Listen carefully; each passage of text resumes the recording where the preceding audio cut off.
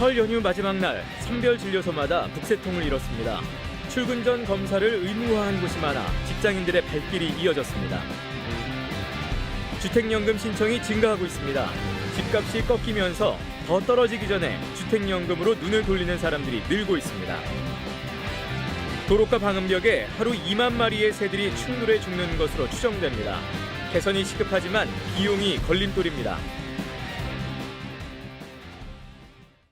여러분 안녕하십니까? 계속해서 뉴스투데이 충북 소식입니다.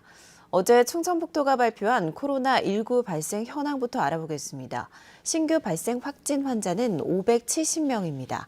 지역별로는 청주 323명, 충주 69명, 제천 32명, 단양 1명, 음성 25명, 괴산 14명, 진천 44명, 보은 45명, 옥천 10명, 영동 7명이 확진됐습니다. 충북 누적 환자는 16,724명, 누적 사망은 127명입니다. 연휴 마지막 날인 어제 일터로 복귀를 앞두고 선별진료소마다 검사를 받으려는 사람들이 넘쳐났습니다. 오미크론 변이가 우세종이 되면서 충북에서도 연휴 내내 연일 최다 확진자를 경신했습니다. 허지희 기자입니다. 보건소로 가는 길목에 끝모를 줄이 늘어섰습니다. 연휴 마지막 날 출근과 일상으로 복귀를 앞두고 신속 항원 검사와 PCR 검사를 받으려는 사람이 계속 몰려든 겁니다. 출근 전 검사를 의무화한 곳이 많아 직장인들의 발길이 많았습니다. 직장에서 이제 타 지역을 방문했을 경우에는 보건소나 병원에서 PCR 검사 결과를 제출하라고 그래서 검사하러 왔어요. 무료로 신속 항원 검사를 받을 수 있는 충주와 제천 종합운동장 임시 선별소에도 끊임없이 줄이 늘어섰습니다. 차량도 주차할 곳이 없을 정도로 빽빽해 무료 검사를 포기하고 자가진단 키트를 사러 약국으로 발길을 돌리는 사람도 많았지만 동일한 약국이 많아 구하기도 쉽지 않았습니다. 늘어나는 검사자만큼 충북의 확진자도 연일 최다 기록을 경신하고 있습니다. 전파력이 높은 오미크론 변이로 백신 완료자들의 돌파 감염도 70%에 육박하고 있습니다. 의료기관과 군청, 종교시설, 배달 전문 음식점 등 곳곳에서 집단 감염이 줄을 잇고 있고 경로를 알 수 없는 산발적 개인 간 감염도 이어지고 있습니다. 충북에서는 현재 2,000명 넘게 입원 재택 치료를 받고 있고 중증을 관리할 거점 전담병원 병상 가동률은 70%를 넘어섰습니다. 전국적으로 하루 2만 명 넘게 확진자가 나오면서 당분간 감염 안정세를 찾기는 어려울 것으로 예측되는 상황. 입원 요인이 적은 오미크론이 우세종이 되면서 보건당국은 고위험군에 속하지 않는 경우 증상이 있거나 의심 시 신속항원 자가진단 검사 이후 선별진료소와 병원에서 PCR 검사를 받도록 하고 있습니다. 또 진료체계가 공공병원에서 동네 병의원 등 민간병원으로 무게중심이 옮겨지는 만큼 충북에 지정돼 있는 호흡기 전담 클리닉 병원 31곳의 역할도 더 중요해졌습니다. MBC 뉴스 허지입니다. 지난 1일 고병원성 AI 의심 측이 확인된 진천군 이월면 유경오리 농장에서 올겨울 들어 6번째로 고병원성 AI가 확진됐습니다. 충청북도는 의심 축이 발견된 해당 유경오리에 대한 농림축산검역본부의 정밀검사 결과 어제 고병원성 조류 인플루엔자 H5N1형으로 최종 확진됐다고 밝혔습니다. 도는 앞서 이 농장에서 사육 중인 유경오리 9,300수를 살처분 완료하고 반경 10km 내 가금 농장에 대한 이동 제한과 정밀검사를 진행 중입니다. 이번 발생 농장은 지난달 21일 발생한 진천 광해원면 종오리 농장에서 4.5km 떨어진 곳입니다. 충청북도는 발생 농장이 소속된 계열사가 위탁 중인 다른 사육 농장 15곳으로도 일제 정밀 검사를 추진할 계획이라고 밝혔습니다. 하늘 높은 줄 모르고 치솟던 주택 가격이 올해 들어서는 확연히 꺾이는 모양새인데요. 그렇다 보니 집값이 더 떨어지기 전에 주택연금 쪽으로 눈을 돌리는 사람들이 다시 늘고 있습니다. 김영일 기자입니다. 청주시 옥산면에 주택 한 채를 갖고 있는 81살 김갑분 씨가죠. 1억 1천만 원 하던 주택 가격이 40% 이상 오르자 이참에 주택을 담보로 매달 연금을 타는 주택연금에 관심을 갖게 됐습니다.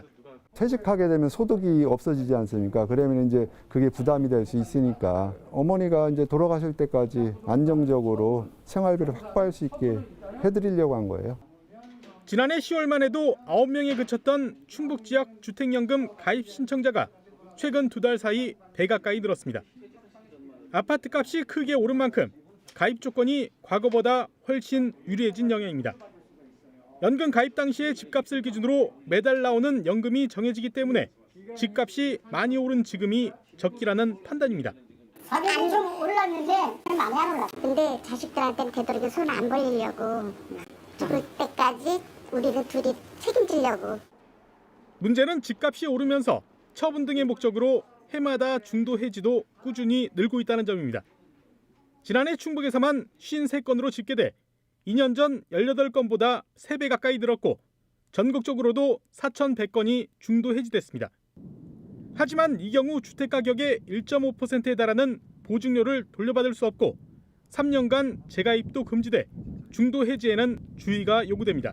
중도에 해지하게 되면은 그동안 받았던 연금액과 이자를 한꺼번에 상환에 대한 부담이 발생을 하고요. 3년 이내에 재가입이 제한되기 때문에 오히려 그 노후 생활에 그 생활 안전 자체를 위협받을 수가 있습니다.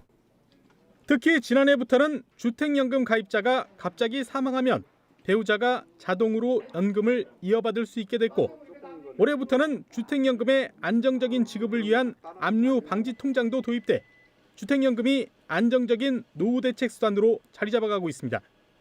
MBC 뉴스 김영일입니다. 도로가 방음벽과 건물 유리창에 부딪혀 죽는 새가 하루 2만 마리가 넘는 것으로 추정됩니다. 한동안 독수리 같은 맹금류 스티커를 붙여 새를 내쫓는 방식이 주목받았지만 큰 효과를 보지 못하면서 문제가 계속되고 있는데요. 막을 방법은 없을까요? 이재현 기자입니다. 투명 방음벽이 설치된 도로가에 새 2마리가 죽어 있습니다. 맷비둘기와 촉새인데 날아다니다 부딪힌 것으로 추정됩니다. 방음벽과 충돌하는 걸 막기 위해 맹금류 스티커를 붙인 것도 마찬가지입니다. 붉은 머리 오목눈이 10댓마리가 방음벽 아래에 널브러져 있습니다. 야생에서 혼자 살아남기에는 작아 떼지어 다니다가 겨우 한 마리만 목숨을 건졌습니다. 이 투명하니까 이제 날아다니다가 딱 부대서 쳐서 이제 사체가 죽는 게 있으니까 출동해서 사체를 처리를 해요. 좀 안타깝죠. 지난 2년간 이 일대 300m 거리에서 방음벽에 부딪혀 죽은 새는 70마리에 이릅니다. 도로를 사이에 두고 야산과 방음벽이 마주보고 있어 산에서 넘어오는 새들이 부딪힐 수 있는데요. 이렇게 스티커가 붙어 있지만 효과를 보지 못하고 있습니다. 애초 맹금류 스티커를 붙이면 새가 무서워하며 도망갈 거로 예측했지만 실제로는 천적이 아닌 장애물로 인식한 겁니다. 장애물에 초점을 맞춰 다시 연구한 끝에 찾아낸 건 이른바 5곱하기10 법칙입니다. 세로 5cm, 가로 10cm 간격으로 점이나 선을 그렸더니 충돌하는 경우가 96% 이상 감소했습니다. 채광성과 경관을 해치지 않으면서 자연과 공존할 수 있는 방법을 찾은 건데 문제는 더 있습니다. 새 방식을 도입하는 데 드는 비용과 기존 건물에까지 적용하기 위한 법적 근거가 필요합니다. 사실 이 문제는 굉장히 오래된 문제이기 때문에 많은 비용들이 들어갈 수밖에 없습니다. 상위 법령이 없어서 조례는 권장 수준에 머물고 있지만 차츰차츰 사회에서 비용을 좀 지불하면서 인간이 세운 구조물에 목숨을 잃는 새는 연간 800만 마리. 조류 충돌을 막기 위한 관련법은 국회에서 계류하고 있습니다. MBC 뉴스 이지연입니다. 충청북도가 대기 오염물질을 내뿜는 소규모 사업장의 노후된 배출시설 교체 비용을 지원합니다. 충청북도는 올해 총 사업비 110억 원을 투입해 대기 관리 권역에 소재한 사업장과 특정 대기 오염물질 배출 사업장, 방지 시설 개선이 필요한 사업장부터 우선 지원할 예정입니다. 지원 규모는 시설비의 90%를 최대 5억 6천만 원까지 지원하며 오는 25일까지 신청을 받아 선정합니다. 보조금 지원을 받는 사업장의 대기 오염 방지 시설에는 사물 인터넷 측정기기를 의무적으로 부착해 배출 기준을 잘 지키는지 실시간으로 확인할 계획입니다. 충북 경제자유구역청이 청주 오송과 오창 지역에서 드론을 활용해 바이오 제품을 저온 유통하는 콜드체인 배송 실증 지원 사업에 나섭니다. 올해는 화장품 시험용 시료 배송을 시작으로 향후에는 백신과 바이오 의약품까지 배송하는 것을 목표로 하고 있습니다. 이번 실증을 통해 충북 지역 전략산업인 화장품과 바이오, 제약산업을 드론을 활용한 미래 항공 모빌리티 산업과 융합시켜 충북 특화형 모델로 발전시켜 나가겠다는 계획입니다. 충북 경제자유구역청은 드론 도심 항공교통연구센터 개소와 소방청 119 항공정비실 유치 등을 계기로 미래 첨단 항공산업 클러스터 육성 정책을 지속 추진하겠다고 밝혔습니다. 요즘에는 스마트폰만 있으면 신용카드가 없어도 언제 어디서나 결제가 가능한데요. 이제는 운전면허증도 스마트폰 안으로 들어갑니다. 모바일 운전면허증이 대전에서 시범 운영에 들어갔습니다. 윤웅선 기자입니다. 간단한 신청서를 작성해 기존 운전면허증과 함께 제출합니다. 비밀번호 4자리 있어요. 그거 눌러주시겠어요? 신원을 확인한 뒤 비밀번호를 설정하면 IC칩이 내장된 면허증으로 바꿔줍니다. 스마트폰에 모바일 신분증 애플리케이션을 내려받아 IC칩 내장 면허증을 갖다 대자 모바일 운전면허증이 발급됩니다. 요즘 지갑도 안 들고 다니는데 심지어 운전면허증이나 신분증을 들고 다니는 번거로움이 있을 것 같아가지고 미리 신청해가지고 이제 편하게 다니려고 지금 와서 신청했습니다. 모바일 운전면허증은 본인 명의의 휴대전화 한 대에만 발급받을 수 있고 실물 면허증과 똑같은 법적 효력을 갖습니다. 운전면허증 자격을 확인하는 데 사용할 수 있으며 공공기관, 금융기관에서 신원 확인으로 사용할 수 있고 또한 편의점, 공항 등에서도 사용할 수 있습니다. 대전이 아닌 다른 지역 거주자도 대전 지역 경찰서나 운전면허 시험장에서 모바일 운전면허증을 발급받을 수 있습니다. 행정안전부와 경찰청은 대전과 서울에서 오는 6월까지 모바일 운전면허증 발급 시범 기간을 거쳐 7월부터 전국으로 확대할 계획입니다. MBC 뉴스 윤웅성입니다.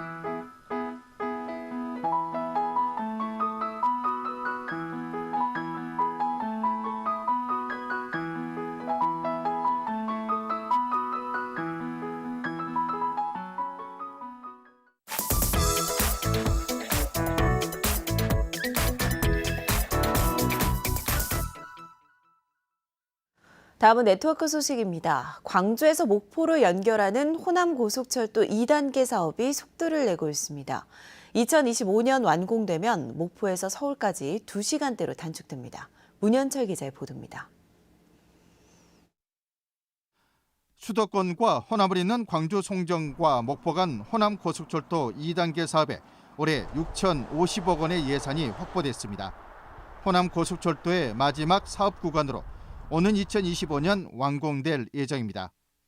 서울에서 목포까지 2시간 11분대로 짧아집니다. 이에 발맞춰 무안공항 역도 신설돼 국내 지방공항 가운데 유일하게 고속철도가 연결됩니다. 20년 전 시작한 남해안 철도 건설 사업도 마무리 단계에 접어들었습니다.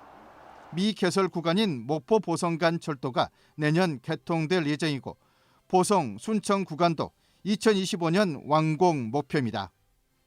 고속 주행이 가능한 전철화 공사도 순조롭게 진행되고 있습니다. 현재 목포에서 광주를 거쳐 6시간 36분 걸리던 부산행 열차가 2시간대로 4시간 이상 단축될 것으로 보입니다. 현재 공사 중인 보성 임성 간 남해안 철도는 내년 말 개통 예정입니다. 경전선 보성 순천 구간이 전철화되면 목포에서 부산까지 운행 시간이 2시간 20분대로 단축됩니다. 목포 보성 구간 노선을 따라 영암과 해남, 강진, 장흥 보성에도 기차역이 신설됩니다. 호남고속철도 2단계와 남해안철도가 완성되는 3년 뒤에는 수도권과 영남권이 반나절 생활권으로 가까워져 철도 르네상스를 예고하고 있습니다. MBC 뉴스 문현철입니다. 다음은 제주 소식입니다. 제주는 한 해 1,500만 명의 관광객이 찾는 곳이지만 이동이 불편한 장애인들에게는 여전히 여행하기 쉽지 않은 섬인데요. 전국 최초로 휠체어를 탄 장애인들을 위한 내비게이션이 도입돼 눈길을 끌고 있습니다. 권혁태 기자입니다. 안개가 자욱한 제주 돌문화공원. 휠체어를 탄 장애인들이 태블릿 PC를 들고 공원에 들어섭니다. 화면에 공원 곳곳을 위험지역과 경사로 장애인 화장실이 표시되고 음성으로 안내됩니다. 불길이 있습니다. 이렇게 진동이 울려요. 휠체어에 설치된 손바닥 크기의 단말기로 현재 위치를 정밀 측정해 길을 안내해 주는 겁니다. 수십 미터에서 수백 미터 오차가 발생하는 일반 위성 항법 장치와 달리 오차가 몇 센티미터에 불과합니다. 정밀해진 길 안내, 장애인들은 보다 안전하게 관광을 즐길 수 있습니다. 앞에 뭐가 있는지, 장애인 화장실이 어디 있는지, 뭐 돌길이 있는지 이런 것들을 얘가 다 미리 알려주니까 거기에 대해서 미리 내가 마음의 준비를 할 수 있잖아요. 도내 관광지 30곳의 정보가 전용 앱 속에 담겨 있고 저상버스 출도착 정보와 장애인 쉼터 정보도 쉽게 찾을 수 있습니다. 앞으로는 제주공항 등 주요 관광지에서 위성수신 단말기를 빌려서 활용할 수 있도록 할 계획입니다. 장애인들의 관광 접근성이 크게 개선될 것으로 보이지만 아직 다듬어야 할 부분도 있습니다. 휠체어가 다 종류가 다양하거든요. 그러니까 단차의 높이에 대한 것도 좀 조금만 더 세밀했으면 더 유쾌한 관광이 될 것 같다는 생각은 좀 듭니다. 과학기술정보통신부와 제주도가 9억 원을 들여 개발한 이 장치와 프로그램들은 다음 달까지 시범 운영한 뒤 전국에서 처음으로 제주 지역 관광지에 도입됩니다. 기존에도 기술들이 있다고 하는데 아무래도 위치가 많이 부족하다 보니 오차가 많은 게 사실입니다. 본 서비스가 이루어짐에 따라서 교통 약자분들이 아무래도 편리하게 사용을 하실 거라고 저희들은 기대하고 있습니다. 제주도는 향후 실내 공간 지도도 만들어 시스템에 적용할 예정이어서 보다 많은 관광지에서 활용이 가능할 것으로 전망됩니다. MBC 뉴스 권혁태입니다.